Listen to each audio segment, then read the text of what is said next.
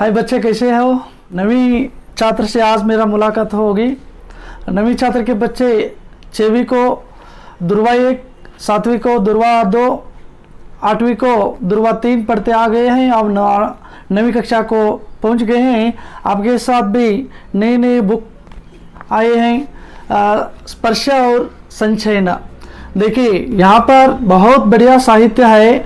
आपका साहित्य इतना वृद्धि होगा, हिंदी साहित्य सागर के समान है। हम जानते हैं, बहुत बढ़िया साहित्य है। देखिए, आज मैं स्पर्श और संचयन किताब आपको परिचय कराने जा रहा हूँ। एनसीईआरटी का और आदर्श का दोनों किताबें सेम हैं। यहाँ पर ऊपरी कवर पेज बदल गया है। अभी देखिए, पर्दे पर आपका एनसीईआरटी का बुक कवर पेज दिख रहा है और हमारा आदर्श का कवर पेज भी दिख रहा है। अंदर जो साहित्य है सभी सेम है, लेसन भी सेम है, पद्य भी सेम है। देखिए, अभी हम स्पर्श किताब को देखेंगे। गद्य भागा और काव्य भागा दो भाग होते हैं। इसमें देखिए, गद्य खंड में यशपाल लिखित दुख का अधिकार, बचेंद्री पाल एवरेस्ट मेरी शिखर यात्रा, शरद जोशी तुम कब जाओगे अतिथि, धीरंजन मालवी वैज्ञानिक चेतना के वाहक, चंद्रशेखर वेंकटरामन, गणेश शंकर विद्यार्थी, धर्म की आड़, स्वामी आनंद, शुक्र तारे के समान। और काव्य भाग में हम देखते हैं, प्रथम में रविदास के पद, रहीम के दोहे, नजीर अकबराबादी, आदमी नामा, शिया रामचरण गुप्ता, एक पुल की चाह, रामधारी सिंह दिनकर जी लिखित गीत अगीत, हरिवंश राय बच्चन अग्निपथ, बहुत बढ़िया इनका कविता है।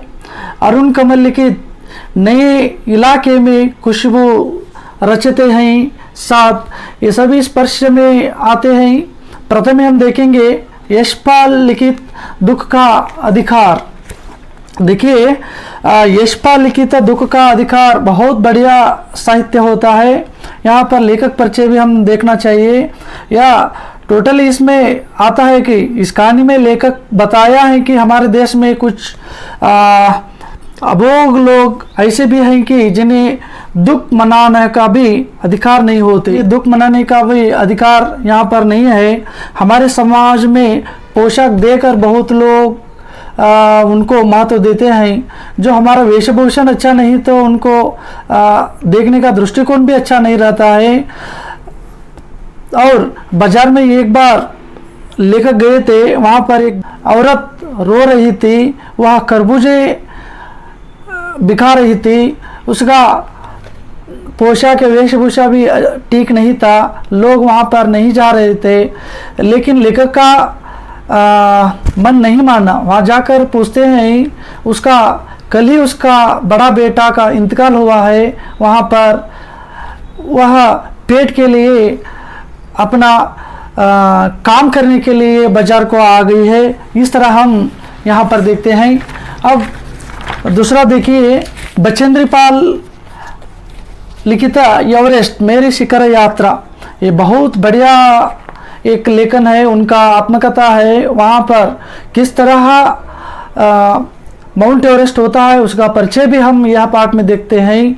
और उसके साथ साथ बचेंद्री पाल एवरेस्ट चढ़ते समय किस तरह उनको कष्ट आता है, उनका समूह किस तरह रहता है। वहाँ कर्नल कुल्लर नामक और अंदरोजी नामक व्यक्तियाँ रहते हैं, उन किस तरह साथ देते हैं। और भारत का प्रप्रथम महिला एवरेस्ट पर चढ़ती है, वो सब जानकारी हम इस पाठ में देखते हैं।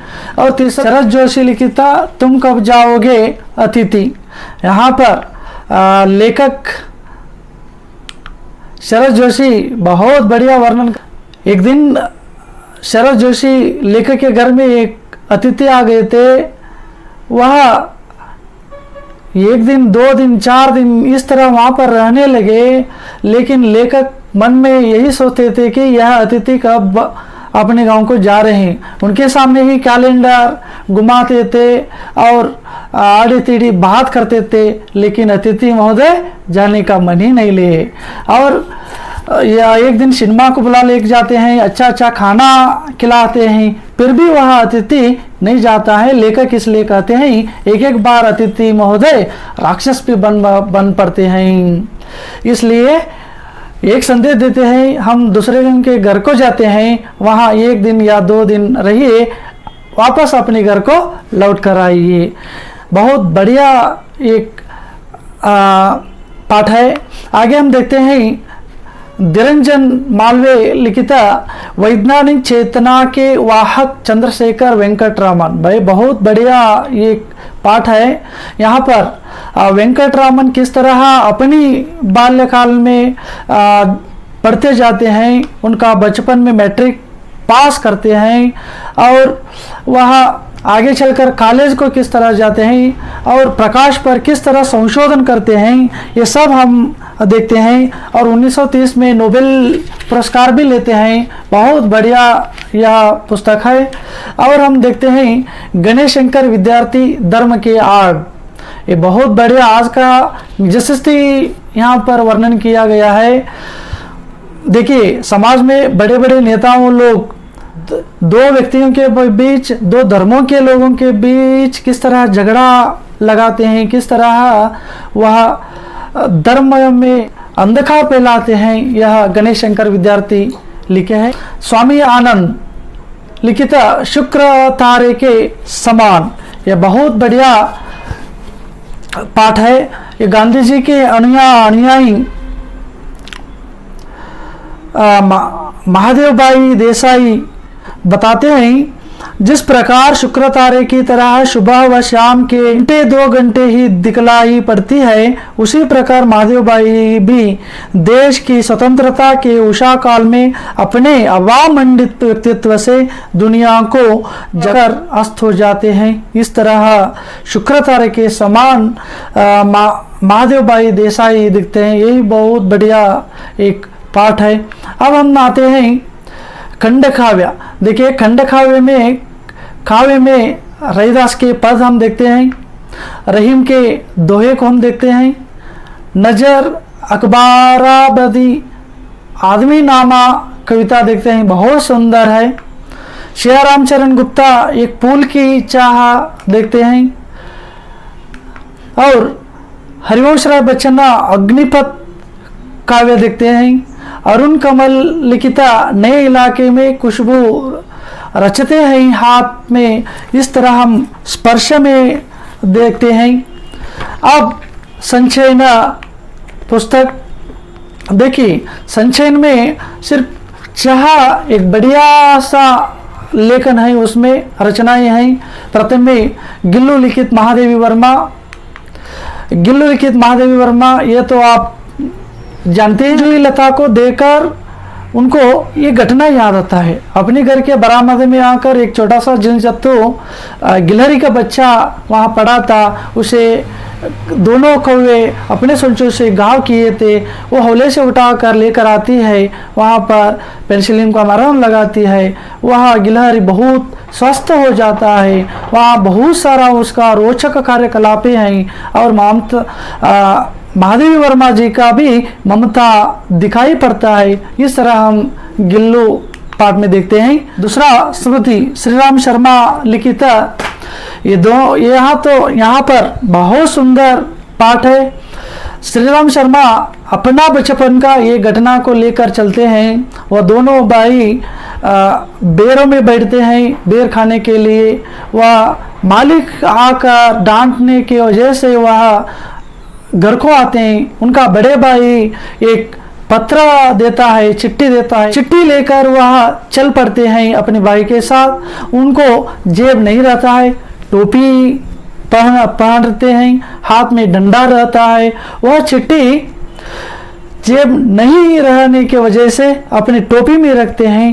टोपी में रखते रखते जाते हैं, वहाँ एक पास में कुआं रहता है, वहाँ बहुत बड़ा सांप भी रहता है। अचानक वहाँ आकर लेखक श्री राम शर्मा देखते हैं, टोपी काटते हैं, डंडा फेंकते हैं, टोपी के नीचे वो चिट्ठी रहता है, वो कुएं में पड़ते हैं, वहाँ कुएं में उतरते हैं और सांप और लेखक का दोनों का झगड़ा। दूसरा पाटा कल्लू कुमार की अनाकोटी के विक्रम सिम्हा। यह बहुत बढ़िया सुंदर पाठ है। एक बार लेखक त्रिपुरा यात्रा पर गए थे। इस पाठ में त्रिपुरा का सुंदरता और वहाँ के धर्म दार्शनिक स्थलों के आदि का वर्णन इस पाठ में किए हैं। मेरा छोटा सा निजी पुस्तकालय धर्मवीर भारती, यहाँ पर लेखक का एक बचपन का अनुभव के बारे में लिखे हैं। बहुत सुंदर रचनाएं है। मेरी छोटी सा निजी पुस्तकालय। जब लेखक को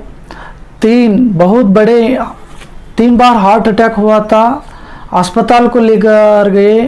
वहाँ पर डॉक्टर जी देखते हैं, वहाँ चिकित्सा करने के लिए तैयार नहीं होते हैं। वापस लेखक को घर में लेकर आते हैं। वहाँ पर लेखक को बेडरूम में नहीं सोते हैं, अपनी पुस्तकालय का एक कमरा रहता है, वहाँ पर सोते हैं।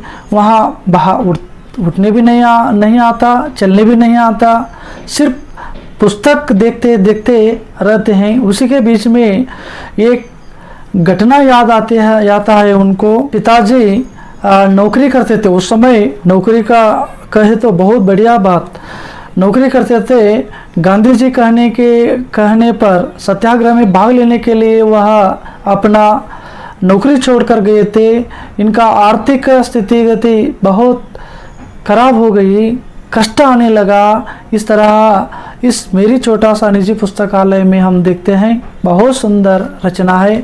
अब हम देखते हैं हमीद खान, एसके पोट्टेकाट लिखित हमीद खान देखते हैं।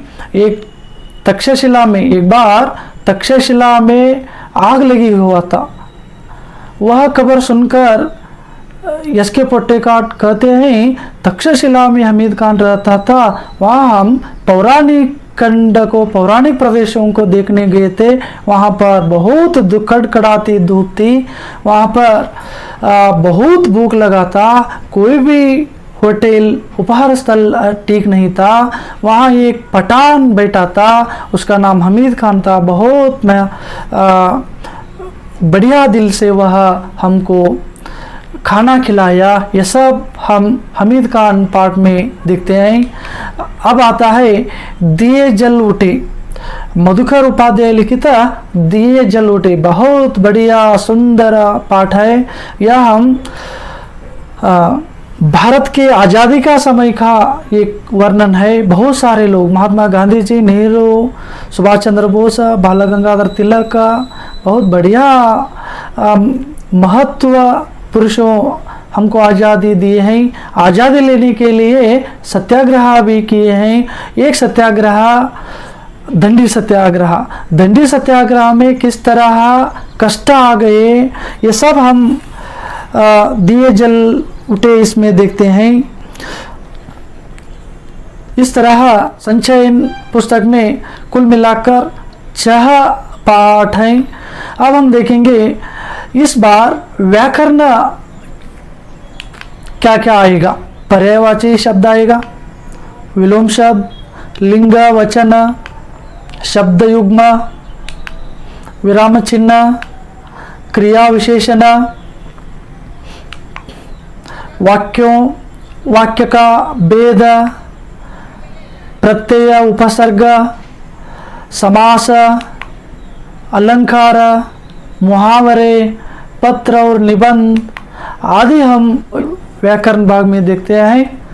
बच्चों, आपको मैं एक संदेश देना चाहता हूँ। ये दोनों पुस्तक, संचयन और स्पर्श, दोनों बहुत बढ़िया पुस्तक हैं। अब हम अभी तक हम सिर्फ 6-8 पंक्ति में लिखते आते थे। आज हम 20 से 30 पंक्ति में हम वाक्यों को लिखना है। बहुत आप मेहनत ही करना चाहिए। संचयन में बहुत बड़े लॉन्ग क्वेश्चन आएंगे और स्पर्श में 2 अंक 3 अंक के आएंगे, इसमें 5 अंक के आएंगे। इसलिए आप सब बहुत मेहनत से सीखेंगे, आपको 10वीं को बहुत अच्छा इजी आसान होगा।